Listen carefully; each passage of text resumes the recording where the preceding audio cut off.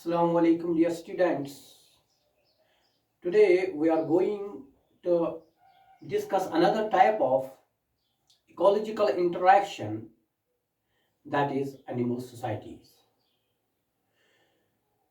So far as these animal societies are concerned, these are the subtypes of the intraspecific ecological interactions. Let us see what are these animal societies. बहुत सारे animals ऐसे होते हैं which live in colonies and or we can say they live in the societies. हाँ, यहाँ पे देखेंगे हमें बहुत सारे इंसेक्ट्स,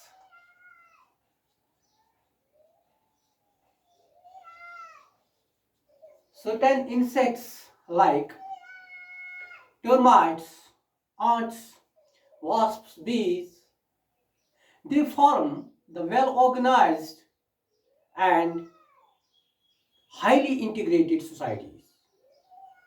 यानी कि जो इंसेक्ट्स होते हैं, जो मतलब बहुत सारे इंसेक्ट्स ऐसे होते हैं which live in the societies, which form the colonies. मतलब इनमें हम बहुत सारे इंसेक्ट्स ऐसे देखते हैं, जैसे कि इसमें हम देखते हैं बीज हैं, टर्माइट्स हैं, आंट्स हैं, वास्प्स हैं। ये बिल्कुल कैपेबल होते हैं कि ये एक अच्छी मतलब वेल ऑर्गेनाइज्ड, यानी कि एक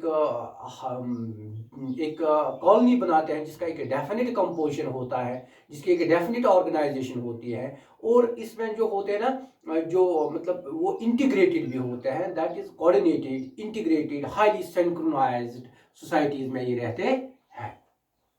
बहुत सारे इंसेक्ट्स लाइक ऑन्ट्स इसमें हम देखते हैं, बीज, टर्माइट्स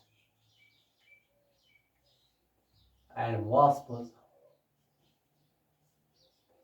देखो यहाँ पे ये जो इंसेक्ट्स होते हैं basically they live, the individuals of a species they live together in some sorts of the nests.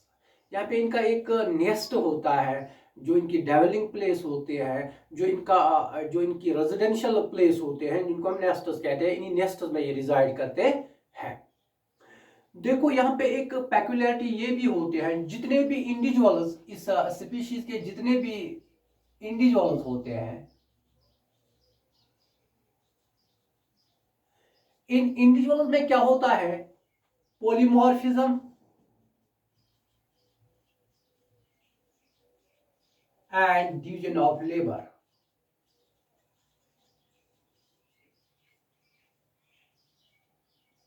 देखो, now what is this polymorphism? Actually जो individuals of a species or individuals of a group, they are morphologically divided into different they are divided into different types or into different castes, we can say. तो इसको हम कहते हैं polymorphism. They appear different from their external shapes, from their external forms, जिसको हम कहते हैं polymorphism, means many forms. They possess many castes, many forms, many shapes. तो इस तरह, and different castes, they are performing different activities or different functions for the welfare of the whole colony, for the welfare of the whole insect society, जिसको हम कहते हैं division of labor. और different actually castes, they are performing different types of the activities, है ना, तो इसको हम कहते हैं division of लेबर। यहाँ पे पॉलीमॉर्फिज्म भी हमें देखने को मिलती है और डिवीजन ऑफ लेबर भी होता है, यानी कि ये काम जो होता है ना, ये बांटते हैं, मतलब कोई एक स्पेसिफिक एक्टिविटी करते हैं, कोई दूसरी पर्टिकुलर फंक्शन परफॉर्म करते हैं। इसी तरह यहाँ पे ये प्रोसेस मतलब प्रोसीड होती हैं। तो एक फिर ये कॉलोनी जो होती है ना, एंड दे लिव मतलब in very efficient way in these colonies.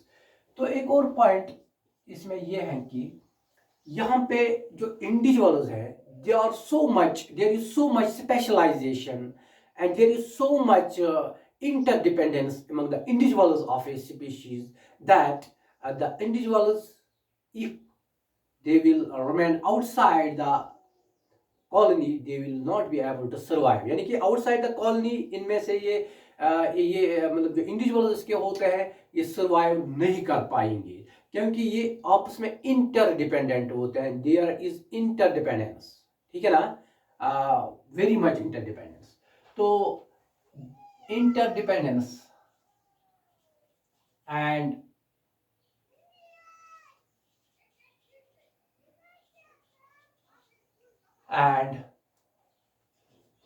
Specialisation, ठीक। एंड अगर हम देखेंगे कि जो डिफरेंट मतलब इंसेक्ट्स होते हैं, they have got evolve differently and their composition is different, they vary in their composition, they vary in their activities, but लेकिन अगर हम एक कॉमनली अगर हम देखेंगे जितने भी इंसेक्ट सोसाइटीज होते हैं इनमें 3 कॉस्ट्स कॉमन होते हैं, यानी कि 3 castes are common in almost all the types of the insect societies. इनमें से एक होते हैं क्वीन होते हैं, ड्रोन्स होते हैं, तो तीसरा जो होता है वर्कर्स होते हैं। ये पहले वाली 2 जो होते हैं these are the reproductive individuals.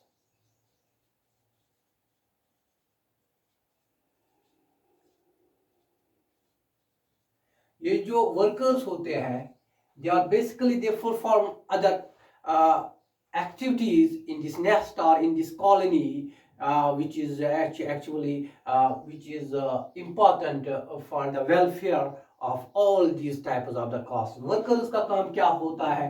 Actually to build the nest or to build the colony, to build the hives.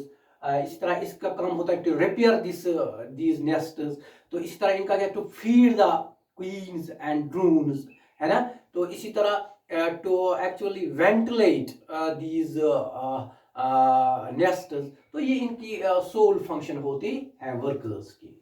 तो ये रही बात कि जनरली अगर हम देखते हैं जितने भी इंसेक्ट सोसाइटीज देखेंगे उनमें 3 castes are common, although there may be some additional type of the costs in some other types of the society, but at least these 3 are common in almost all the types of the insect societies or the insect colonies we can say.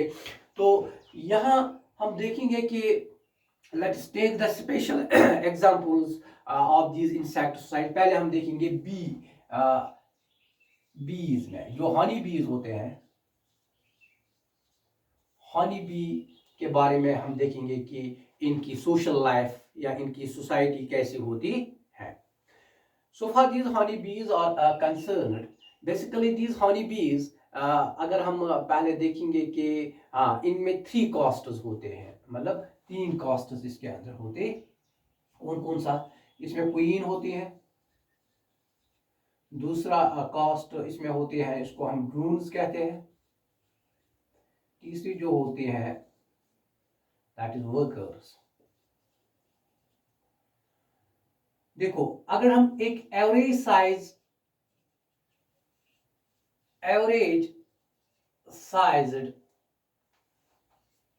Colony को देखेंगे, इसका size होता है 10,000 से लेकर 16,000 तक, यानी कि एक एवरेज साइज जो बी कॉलोनी होती है, जो बी सोसाइटी होती है, या एक बी हाइव में, या एक इसको बी कॉम भी कहते हैं ना इसके मतलब नेस्ट को, इसमें नंबर ऑफ इंडिविजुअल जो होते हैं दे रेंज फ्रॉम 10,000 टू 16,000। तो इसमें अगर हम देखेंगे जो क्वीन होती है, क्वीन इज ऑलवेज सिंगल, एक ही क्वीन होती है इस पूरी कॉलोनी में, इस पूरी बी हाइव में और इस पूरी बी कॉम में। तो जहां तक ड्रोन्स का ताल्लुक है, ड्रोन्स इसमें कितने होते हैं? ऑलमोस्ट देयर नंबर इज 500 से लेकर 1000 तक, इतने ये होते हैं। Workers, the rest are the workers, फिर जितने भी इनको निकाल के जितने भी यहाँ पे रहते हैं वो सब क्या होते हैं? वर्कर्स होते हैं। नाउ अब हम इनको थोड़ा एक एक करके डिस्कस करेंगे। क्वीन का क्या रोल होता है, इस तरह ड्रोन्स का, वर्कर्स का। पहले हम देखेंगे क्वीन। जो क्वीन होते हैं यहाँ पे बी कॉलोनी में या बी सोसाइटी में, क्वीन का actually basically these queens they are the female, they are the fertile females, rather fertile females, fertile females. हाँ, आपको पता है fertile, you know fertile is that individual which is capable to produce the young ones और to produce the eggs, है ना। तो जो fertile होते, लेकिन ये फीमेल्स होते हैं। इनकी डेवलपमेंट कैसे होते हैं? They develop from fertilised fertilised eggs. यानी कि यहाँ पे जब फर्टिलाइजेशन होती है तो एग की फर्टिलाइजेशन जब होते हैं, ये फर्टिलाइज्ड एग से डेवलप होते हैं, फिर वहां से लार्वे बनते हैं। जो क्वीन, जिस लार्वे से क्वीन बनते हैं, वो larvae actually they are fed upon the royal jelly. इसको हम कहते हैं रॉयल जेली पे इसके लार्वे फीड करते हैं, जिन लार्वे से ये मतलब क्वीन डेवलप होती है। रॉयल जेली, रॉयल जेली, ये basically these are the secretions produced by the workers, मतलब actually when they feed upon the nectar of the flowers, वहाँ से जो सिक्रीशंस प्रोड्यूस करते हैं ना, उसको हम रॉयल जेली कहते हैं। And this is food upon which these the larvae या the queen larvae is fed upon, है ना, जिसके ऊपर ये फीड करते हैं। एक्चुअली जो इसकी सोल फंक्शन होती है ना क्वीन की, यहाँ पे सोल फंक्शन, सोल फंक्शन इसका यही रोल होता है कि to lay the eggs, to lay the eggs. इसका काम होता है कि मतलब अंडे देना, ताकि जिससे वो बाकी कॉलोनी फिर डेवलप होती है। तो इसमें एक और चीज हम याद रखेंगे कि it is considered mother of almost whole colony. जितनी भी यहाँ कॉलोनी होती है, ये इन सबों की इसको मदर कहा जाता है। किसको? इस क्वीन को। क्वीन की age it can live for about several years. इसकी एज जो होता है ना, लाइफ स्पैन सेवरल ईयर्स। तो ये रही बात क्वीन को। क्वीन जो इसमें एक कॉस्ट क्वीन जो होती है, queen basically it is fertile female and it always develops from the fertilised egg and it is main role is to lay the eggs. तो दूसरे जो इसमें होते हैं ना drones, what are drones? Basically they are the male, they are the fertile males, and they develop from the unfertilized egg through parthenogenesis. Parthenogenesis के जरिए से ये डेवलप होते हैं फ्रॉम द अनफर्टिलाइज्ड एग। कौन? जो मेल्स होते हैं, जो मतलब ये मेल फर्टाइल ड्रोन्स होते हैं। ड्रोन्स का जो मैन रोल होता है वो ये है कि actually to mate with the queens. तो इनका यही रोल होता है, मैटिंग में ये मतलब इन्वॉल्व होते हैं। तो जहां तक इनको भी फीड कर, मतलब इनको भी फीड करते हैं, मतलब इनको भी खिलाते हैं, इनकी भी मतलब फीडिंग कौन करवाते हैं? यही वर्कर्स जो होते हैं। इनकी एज का जहां तक ताल्लुक है, they can actually live for मतलब सेवरल वीक्स, मतलब कुछ हफ्ते तक इनकी जिंदगी होती है, या कुछ हफ्तों तक वो जिंदा रह सकते हैं। ठीक है, तो ये रही बात रिगार्डिंग द ड्रोन्स। इसी तरह जो वर्कर्स होते हैं, वर्कर्स तो स्ट्राइल होते हैं या स्ट्राइल मेल्स।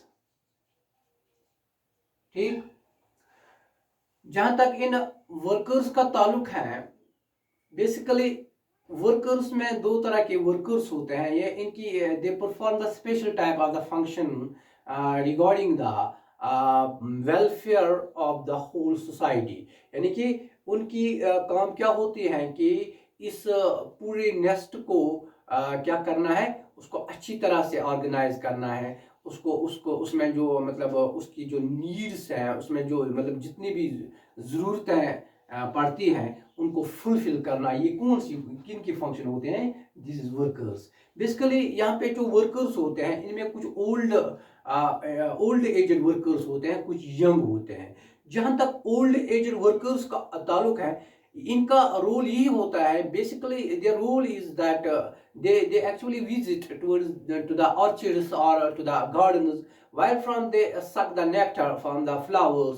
तो फिर ये and they also actually take or they actually bring or they bring their pollens. उनका काम है कि नेक्टर और पोलन्स को मतलब वहाँ से लाना, किसी बाग से, किसी ऑर्चिड मतलब ऑर्चिड से या किसी गार्डन से, वहाँ से नेक्टर को वहाँ पे मतलब उसको ऑब्टेन करना और पोलन्स को ऑब्टेन करना। फिर जब ये इस कॉलोनी में आते हैं, इस नेस्ट में आते हैं, वहाँ पे जो ये लाते हैं इसको फिर रिसीव करते हैं दीज यंग, एक्चुअली जो यंग यहाँ पे यंग दीज वर्कर्स होते हैं, फिर यही उनसे ये रिसीव करते हैं।